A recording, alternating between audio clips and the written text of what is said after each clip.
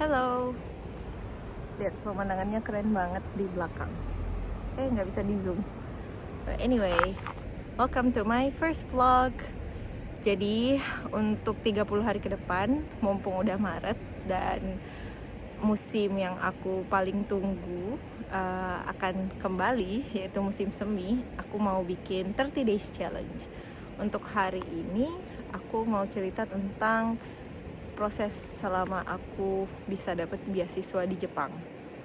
Kalau misalnya mau bukan bohong, kalau mau kayak ngambil suara audiens, mungkin aku bilang gini nih caranya hidup di Jepang tanpa bayar.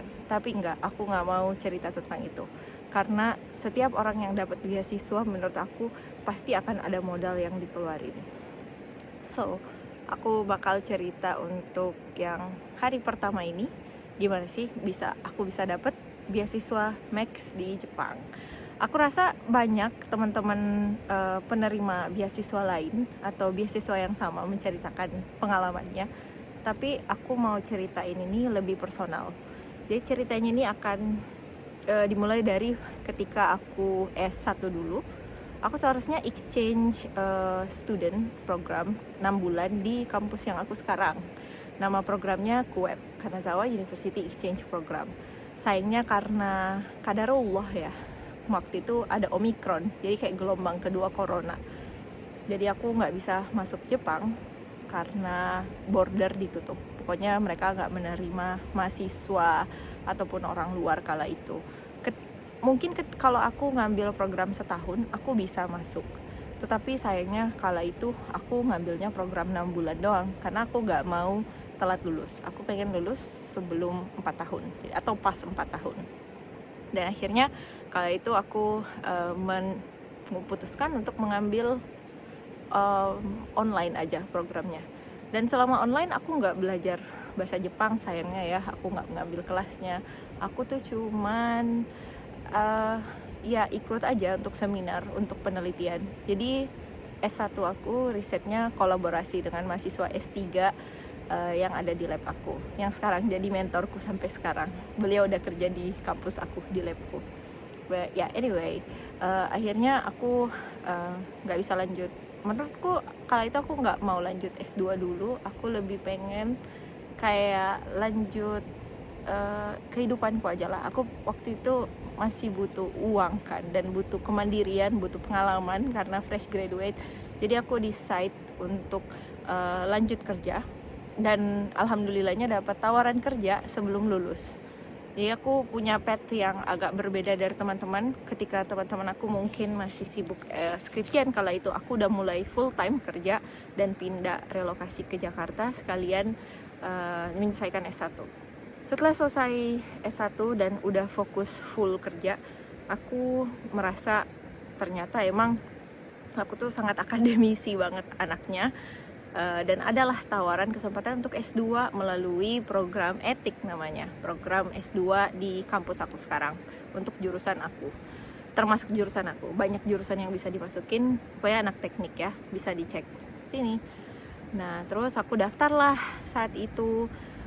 Daftarnya tentunya pakai modal ya teman-teman. Ada IELTS, kesehatan, pokoknya banyak lah yang harus dibayar. Nanti aku breakdown di episode selanjutnya. Jadi intinya aku dapat beasiswa Max dari intinya skemanya dia tuh U to U, University to University.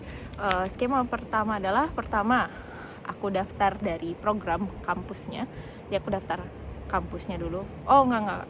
Ya sebelum daftar kampus tuh harus dapat penerimaan disetujui oleh supervisor untuk menerima di labnya. Jadi step paling pertama adalah mencari profesor dulu yang mau menerima kita di labnya.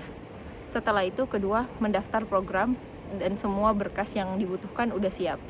Jadi berkas termasuk kesehatan, termasuk IELTS itu udah ada ya di tahap kedua ini. Jadi emang preparationnya itu tahap yang gak terlihat itu ya ada di tahap sebelum 1. Dan yang ketiga akhirnya seleksi interviewnya itu nggak cuma interview ke motivasi atau kenapa pengen di kampus ini, tapi juga terkait jurusan kita, terkait riset yang akan dilakukan. Jadi lebih ke teknis dan juga motivasi.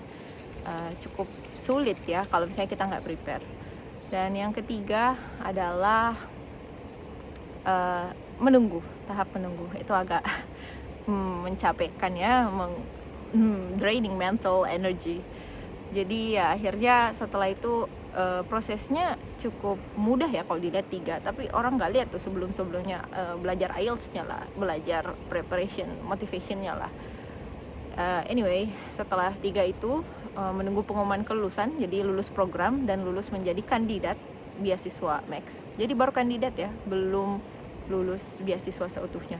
Nunggunya lama tuh, dari Maret sampai bulan Juli. Akhirnya setelah 4,5 bulan buat aku lulus lah untuk beasiswa Max. Dan di pertengahan Juli aku udah menyatakan aku bisa, hidupku akan berubah 2 tahun ke depan. Dan akhirnya ya inilah yang aku jalani, hidup dari sepucuk email itu yang lama banget ditunggu. Jadi itu ya prosesnya, ada 3 atau 4. Sip. Ya aku bakal lanjut lagi anyway di episode kedua dengan setting yang mungkin beda. Aku akan coba cari setting yang berbeda. Ini bagus ya settingnya. Ini 1 Maret dan ya salju udah mulai cair. Yeay.